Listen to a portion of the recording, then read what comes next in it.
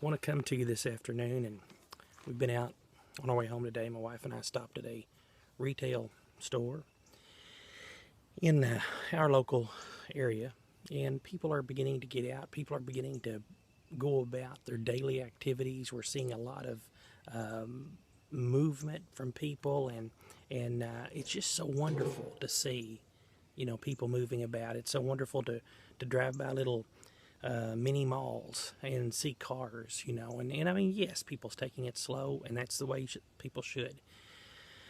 But it's still good to see. It's still wonderful to see, and I'm thankful for it. And I had something that I felt like the Lord impressed upon my mind. I thought He gave me. Now, everybody's got their different ways that, the Lord speaks to them. God can speak to people however He wants to. He can speak to you through,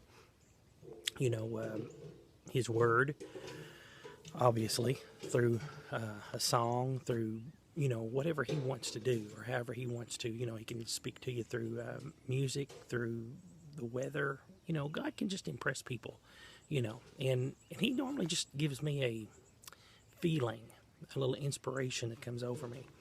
And as I was watching people go about their daily activities today, He impressed upon me this thought: let's not forget. And that's my call to myself as well as you. Let's not forget. I was thinking about there's really been two times in my lifetime in which people, us as a nation, has really sought after the Lord.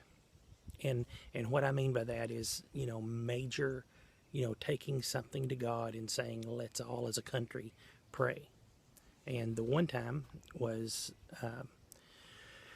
around 1990 for the Persian Gulf conflict, the Persian Gulf War, even the time period leading up to the war. Everywhere you would go,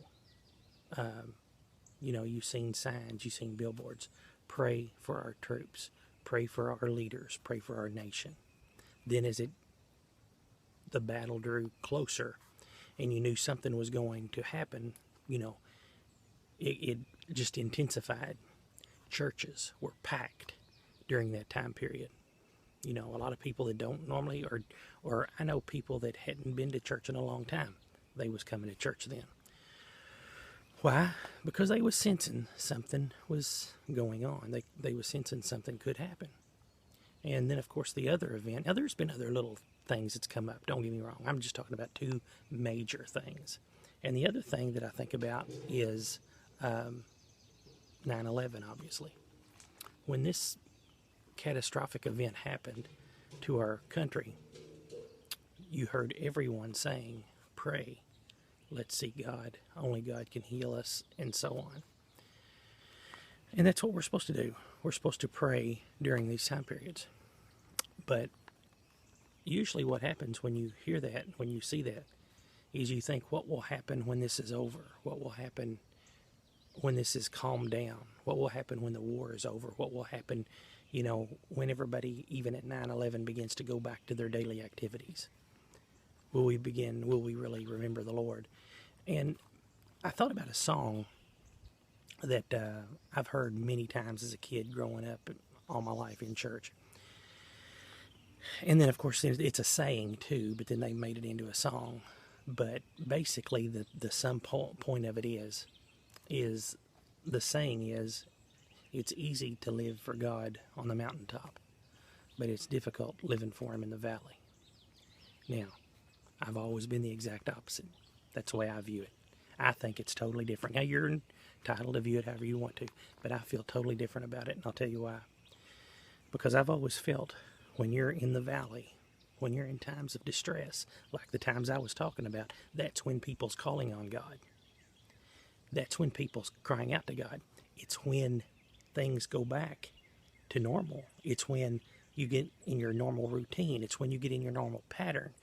It's when things begin to perk up again a little bit. Do you still seek after God? Sometimes it's easier for those people to forget about God when things get going well, when they're up on the mountain. But then when trouble strikes, that's when they remember God. So I sort of think of things differently. I sort of think of things in reverse of what that statement says. But I wanted to share a verse with you. and this is just my little thought for the day. It's in James chapter number 1, where it talks about the man that beholds himself in the mirror. And in James chapter number 1 and verse number 24, he said, "For he beholds himself, and he goes his way, and straightway forgets what manner he was."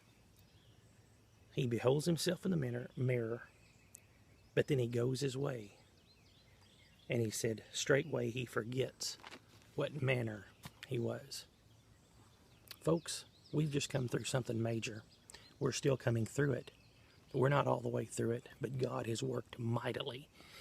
If you remember just a couple of months ago, leading up to Easter, people didn't know what was going to happen. We was hearing so many high forecasts on deaths. People did not know when you was going to even be able to get out and go to a store again in some areas. And like I said, for the most part, things have opened up. I know there's still a few states it's, behind a little bit. But here's what I'm saying. As I watch today, and I watch people begin to go to and fro, people begin to go in these stores, I begin to think how wonderful God was, or God is, for what God did. As this started, I felt God impressed upon me. He started the week before Easter. And then you begin to hear good things. It was going down. It was going down, declining. And then now, God, look where God has brought us. Here's what I'm saying today. Do not forget. I don't want to forget what God has done for us. Because here's the thing. It's like a man who looks in the mirror and sees himself and he forgets what he was. We was a nation shaken. We was a nation down. And it wasn't just a nation, it was a world. This world has went through this. It's not just us. But God is mighty. God has done something major.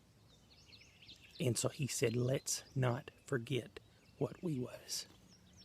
So, hopefully everything is getting so well back to normal. Hopefully, it's going to take time, but hopefully we're heading in the right direction. Hopefully we're going to see things begin to bounce back. But here's the thing. God is going to work.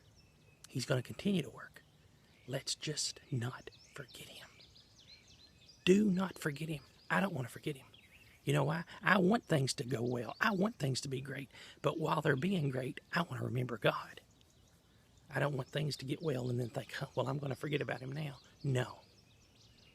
No, because the God that brought me through what we've just come through, and the God that brought you through what we've just come through, he's still God, and he's got some good things for us. Maybe he wants to save you. Maybe he wants to save your family. Maybe he wants to save your neighbor. Maybe he wants to save your coworker. God's got a lot of things he wants to save in this day and hour. He's got a lot of people he wants to touch. So let's not forget what he did. Let's not forget God's the one's brought us to where we're at. Isn't he wonderful? Like and subscribe to this channel. That's just a little thought for the day. Let's keep remembering God. Hallelujah. Like and subscribe to this channel, as I was saying. Please follow us on Twitter. Follow us on social media, on our Instagram. We're just a little family that we like to do things and bless you. My daughter, she likes to play. My wife is support. I use her phone a lot of times to do things, or I couldn't even do these videos. I mean, we're just a family. And I guess I'm the mouthpiece. But we want to get the message of hope across. Like, subscribe, remember God loves you, and we'll catch you on the next video. Thank you.